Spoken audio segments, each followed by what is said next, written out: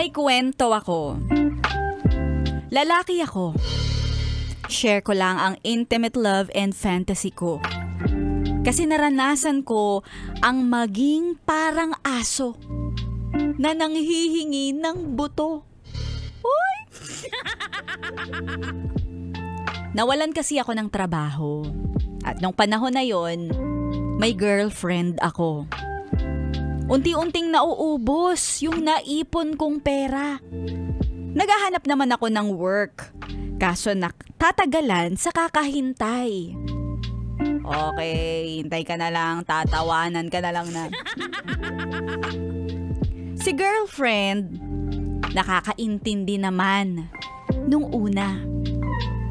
Pero nung dumating sa puntong wala na akong pera, unti-unting nagbago siya.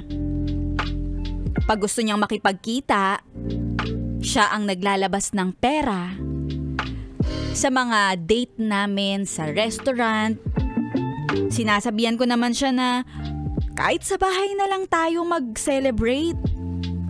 Kaso pag may okasyon, kagaya ng monthsary, gustong-gusto niya na lumalabas. Para naman, makapag-celebrate kami. Siya na daw ang bahala.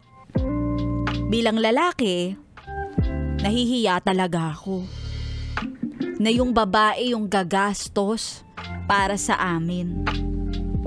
Siya kasi lumaki siya sa magandang buhay. Samantalang ako, walang pera, gwapo lang. Hoy! Bakit may ganon? Nag-request siya sa anniversary naman namin ay mag-out of the country daw kami. Kakaumpisa ko lang noon sa trabaho. Nangutang pa ako para doon sa gusto niya. Para makabawi sa mga ginastos niya sa akin nung panahon na walang-wala ako. Kaso nag-uumpisa pa nga lang ako eh. Yung pamilya ko, kailangan ko ding suportahan at kailangan kong magpadala ng ayuda. Ay, may ayuda pa pala ngayon. Kaya medyo naiipit ako sa sitwasyon ko. Lalong-lalo na pagdating sa kanya. Minsan nasabi niya na nagtiis daw siya sa akin nung panahon na walang-wala ako. Kaya ngayon naman daw sana siya ang pagbigyan ko. Naging demanding na siya. Ang sakit lang para sa akin na parang sinusumbat niya yung mga ginastos niya. Hindi ko naman siya pinilit eh.